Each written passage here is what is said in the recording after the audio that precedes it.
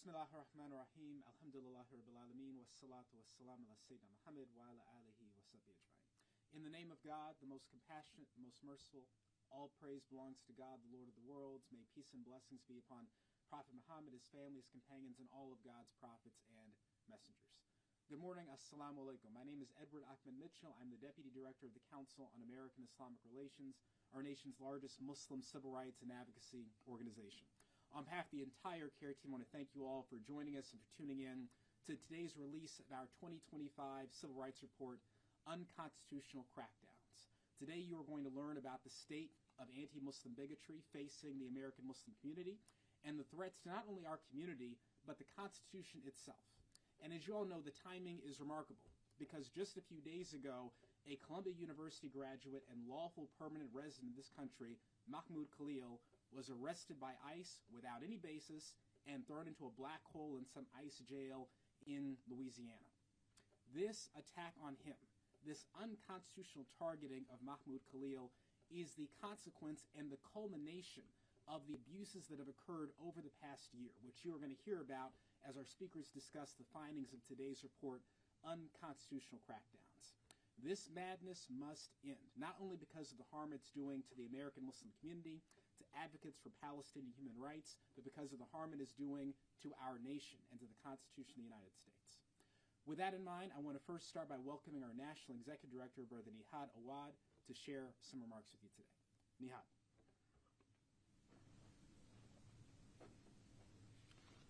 Thank you, Edward.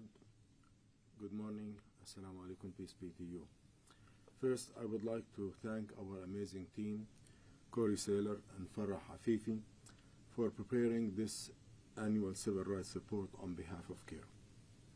This year's report shows the highest number of cases, complaints ever received by CAIR in its 30 years of collecting data and issuing reports on the civil rights of American Muslims. This historic level of the rise of Islamophobia is alarming. The 8,658 cases is a record number that we recognize as a danger to our civil rights and to the well-being of American Muslims. This number, 8,658, is not just about a number, it is about individuals, families, people of different ages and backgrounds who have dreams and hopes. However, all of them suffered injustice because of their opinions, expressing them in the workplace and in other places, mainly about the issue of the genocide in Gaza and the crackdown on liberation in the West Bank. So let me address this issue. I stand here today to address a pressing issue that strikes at the very heart of our democracy, the unconstitutional crackdown on free speech in the United States. This fundamental right, enshrined in the First Amendment of our Constitution, is under threat, particularly for those who dare to protest against the Israeli genocide and war crimes in Gaza and in the West Bank, and also protesting our government's unconditional support of that genocide. The First Amendment guarantees that Congress shall make no law abridging the freedom of speech or of the press or the right of the people peaceably to assemble and to petition the government for a redress of grievances. This cornerstone of our democracy has protected the voices of dissent, the cries for justice, and the calls for change throughout our nation's history. From the civil rights movement to the anti-war protests to opposing South African apartheid regime, Americans have exercised their right to free speech, to challenge injustices, and advocate for a better world. It is this very right that allows us to hold our leaders accountable and to ensure that our government remains of the people, by the people, and for the people. However, today we face a troubling reality. Recent measures have been taken to suppress protests, particularly those addressing the Israeli genocide in Gaza. These measures include arrests, surveillance, and intimidation tactics aimed at silencing voices that speak against injustices. Individuals, students like Mahmoud Khalil, and groups advocating for Palestinian rights have been disproportionately targeted, facing legal repercussions simply for exercising their constitutional rights of free speech. This crackdown not only undermines our democratic principles, but also sets a dangerous precedent for the future. The actions taken to suppress those protests are not only unconstitutional, but also deeply unethical. Silencing dissenting voices violate the very essence of our democracy and erodes the trust between the government and its citizens. By stifling free speech, we deny ourselves the opportunity to engage in meaningful dialogue, to understand different perspectives, and to work towards a solution that reflects our desire to protect the values of justice and equality. It is imperative that we recognize the ethical implications of these actions and stand against them. The crackdown on free speech has far-reaching consequences for our society. It creates an environment of fear and repression, where individuals are discouraged from expressing their opinion and advocating for change. This stifling of public discourse weakens our democracy and hinders our ability to address critical issues. Moreover, the suppression of protests against the genocide in Gaza prevents us from fully understanding the complexities of the conflict and the humanitarian crisis that continues to unfold. It is through open and honest dialogue that we can hope to find solutions and work towards peace. Let me address the issue of Mahmoud Khalil in particular. We condemn the Trump administration's action against Mr. Khalil, who has not violated a single law in the United States. Abducting him in the middle of the night while taking an iftar meal during the month of Ramadan is a violation of his rights, and it is a chilling message of intimidation against all activists who are speaking against injustice. Stop terrorizing Mr. Khalil and his 8-month pregnant wife. Release him immediately and unconditionally. Mahmoud Khalil is a political prisoner whose freedom has been violated by the Trump administration. And I really wonder if Mr. President Trump, if he understands the First Amendment of the United States Constitution. We applaud the federal judge, Jesse Furman, for blocking the Trump administration from deporting Mr. Khalil. I call on all of us to stand up right and fight for free speech for all Americans. For if we fight for this right, we preserve what America means to itself and to the world, a free and democratic country that sets itself apart from other societies and other countries where dissenting views are not punished but are valued and protected. In conclusion, free speech in America is a holy and important value that keeps the foundation of our democracy intact. Any attack on free speech for one individual is a threat to all freedoms of all people in this country and around the world. Thank you.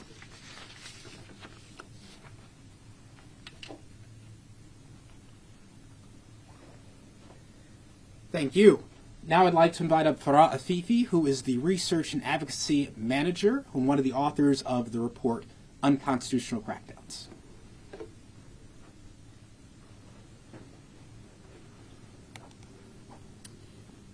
Thank you, Edward, and thank you, everybody, for being here. My name is Farah Afifi. I am the Research and Advocacy Manager at the Council on American-Islamic Relations, and I'm also the co-author of our newest 2025 Civil Rights Report, Unconstitutional Crackdowns. Today, I'd like to take you all through some of the key findings and recommendations from the report, as well as answer any questions that you all might have. The first thing I would like to show you all today is a graph of the total number of complaints that CAIR receives on a year-by-year basis.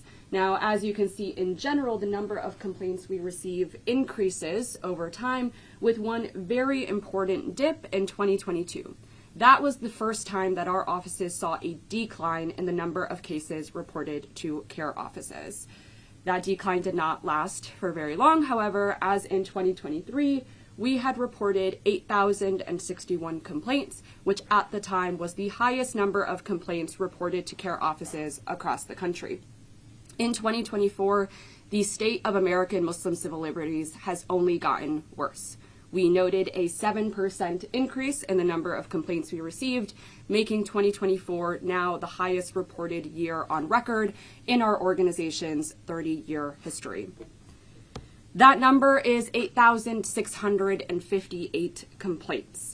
The highest reported category was employment discrimination at 1,329 complaints. I'm going to speak about this in more detail in just a moment, but it is important to note here that this is the first time in our organization's history that employment discrimination is the highest reported category to CAIR offices.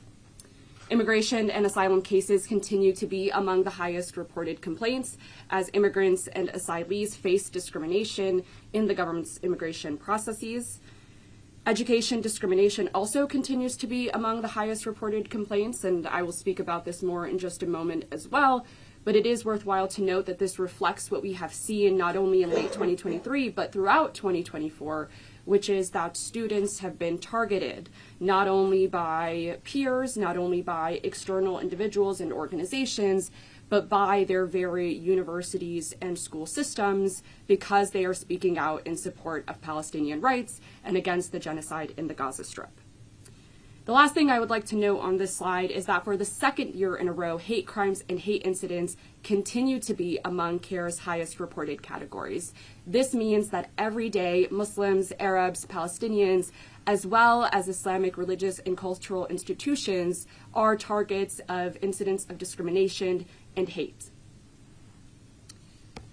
The next thing I would like to show you all is a breakdown of the total number of complaints we received on a month-by-month basis. As you'll see in the graph, in general, the number of complaints we received in early 2024 increased and reached a record high in May 2024. As we know, in mid-April 2024, there was the establishment of the first student-led anti-genocide encampment, or sit-in, at Columbia University. Students at over 100 universities quickly followed suit, also establishing student-led anti-genocide encampments calling for Palestinian human rights. Unfortunately, many universities overwhelmingly responded to those students, not with dialogue or an extension to discuss their concerns, but rather with police batons and arbitrary policies meant to repress free speech. We believe that we see the impact of those actions very clearly reflected here in the data. Now, I'd like to go ahead and discuss some of the key trends that are emerging from the 2024 data. The first, as I mentioned, is that employment discrimination in particular is at an all-time high. Again, this is the first time in our organization's 30-year history that employment discrimination is the most highly reported category. Previously, last year, we reported that there was a 113% increase over the previous year in employment discrimination cases. In 2024, that number has only gotten worse. We have seen an 11% increase over the previous year in the number of employment discrimination cases reported to CAIR offices. This reflects what we have seen throughout 2024, which is really an industry-wide crackdown on employees, particularly Muslim, Palestinian, Arab, and other employees who are expressing anti-genocide views. In particular, we have noted that employers who have sought to produce inclusive work cultures for all employees have refused to extend those same inclusive work cultures to Muslim, Palestinian, Arab, and other employees who seek to share identity-related speech at work. The second key trend that I'd like to note is that there is still a persistent increase in the number of education-related complaints that we are seeing. So again, last year we reported a 219% increase in the number of education-related complaints we receive. And by education-related, what I mean is both incidents of bullying and education discrimination at the K through 12 and at the level of higher education. In 2024, that number has also only gotten worse. We saw a 24% increase in the number of education-related complaints reported to our offices. And this again reflects what we have seen throughout 2024 and even up until 2 days ago when Mahmoud Khalil, a Columbia University student, was unlawfully detained by ICE agents, which is that students have been targeted not only by their fellow peers, not only by external individuals, but by university administrators, by their educators, by their instructors, and by our very own government. Our reporting throughout 2024 has noted in particular that at universities there are two key trends that we are witnessing.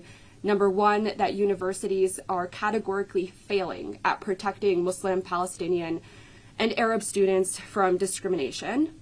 And number two, that universities are themselves active agents in targeting their own students that they are meant to educate and mentor to be leaders in this world. One key and new trend that I'd like to highlight from the 2024 data is that we have seen a rapid increase in the number of law enforcement encounters that have been reported to our offices. So in 2023, we reported 295 complaints of law enforcement encounters. That number rose by 71.5% to 506 complaints of law enforcement encounters. It is also worthwhile to note here that 150 of those complaints, nearly a third, were reported in 1 month alone, which is May 2024.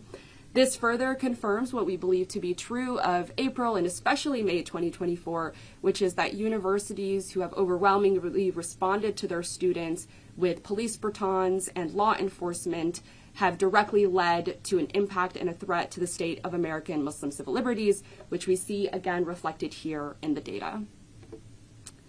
Finally, also emerging from our 2024 Civil Rights Report is a new data tracker of incidents targeting Islamic institutions and Islamic places of worship.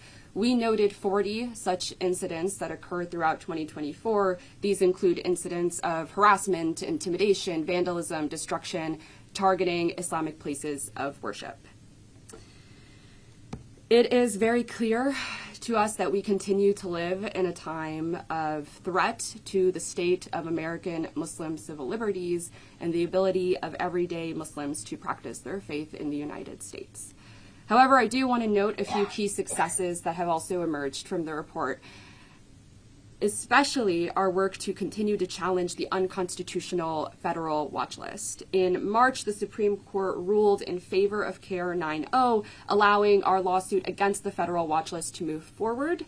In August, we also filed new lawsuits to challenge what appears to be the federal government's decision to use the federal watch list explicitly to target Palestinian community activists.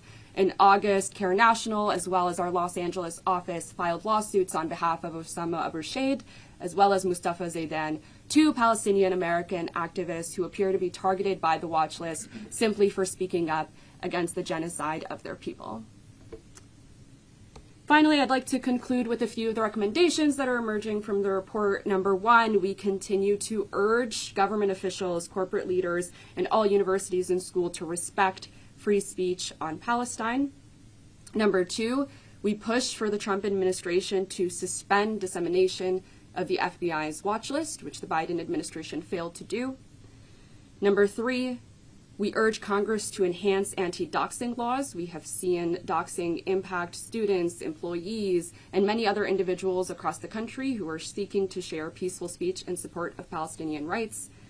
And lastly, we urge the U.S. to tie police funding to hate crime data submission so that we may better understand the challenges facing the American Muslim community. And with that, I'd like to conclude my presentation, and I would like to invite Corey Saylor, the Research and Advocacy Director, to speak on the new report as well. Good morning.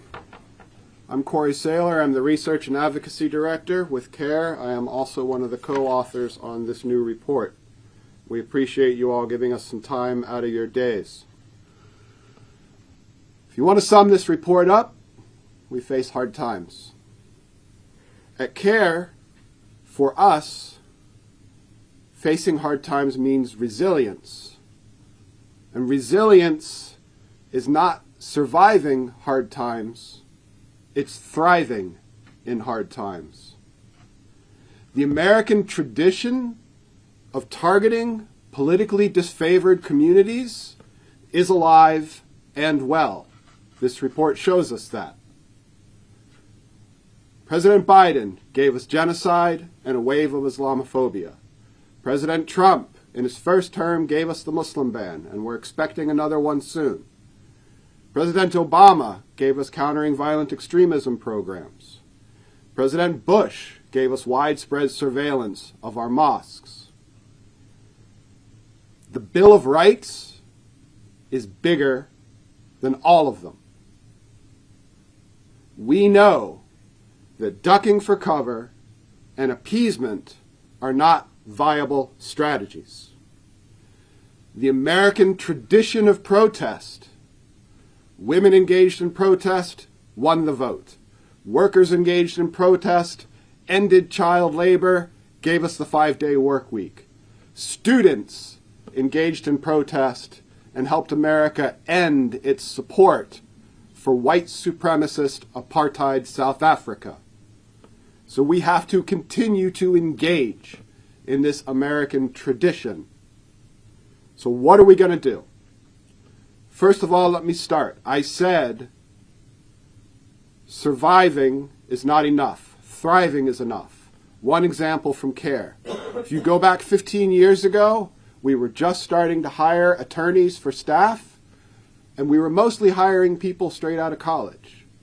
Today, we have dozens of attorneys on staff, and we have some of the nation's foremost experts on the federal watch list and the Religious Freedom Restoration Act on staff.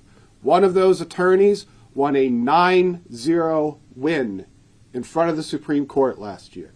So we are going to keep defending the Bill of Rights through the lens of our community, using legal means and other traditional advocacy tactics as taught to us by others like the civil rights movement that ended Jim Crow. We have already started a campaign to call out university administrators who, instead of educating their students, are turning on them. The Unhostile Campus campaign is already showing results, both in the K through 12 level and at the university level. So we're going to continue litigating and traditional advocacy.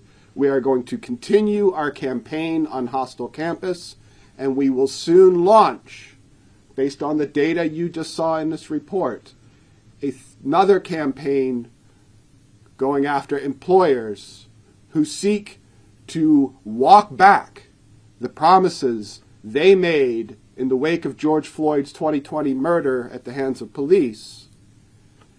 Employers who have engaged in silencing their staff from speaking about very simple things like genocide is wrong, apartheid is wrong, occupation is wrong. So we will launch a new campaign supported by a new report on that issue shortly. We appreciate you all attending our press conference today and supporting the release of this report. It is not without our community that this report gets written, because they so generously fund us, and we appreciate the interest of the media and the public at large in the experience of the American Muslim community, because the law over the last few years has shown where we go, so do your rights. If the Bill of Rights is eroded for us, it 100% will be eroded for everyone else in our nation. Thank you very much, and if we have any questions, we'll take them.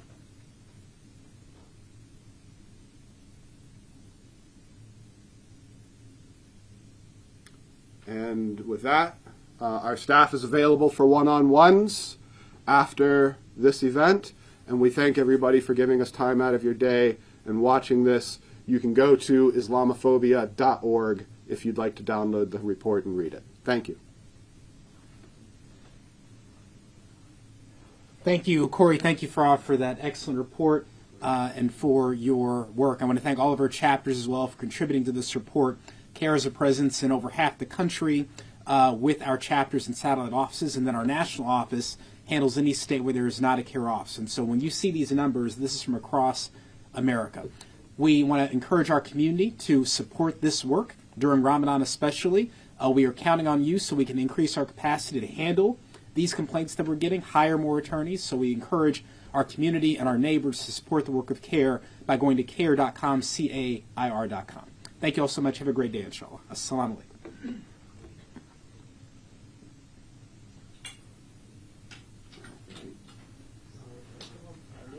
4 months of our lives, summed up in 20 minutes.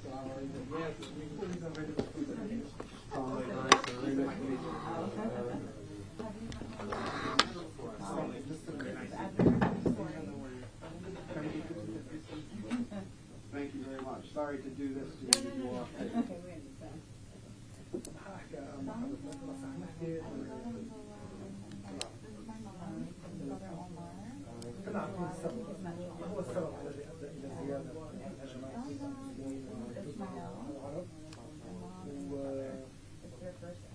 هلا الإدارة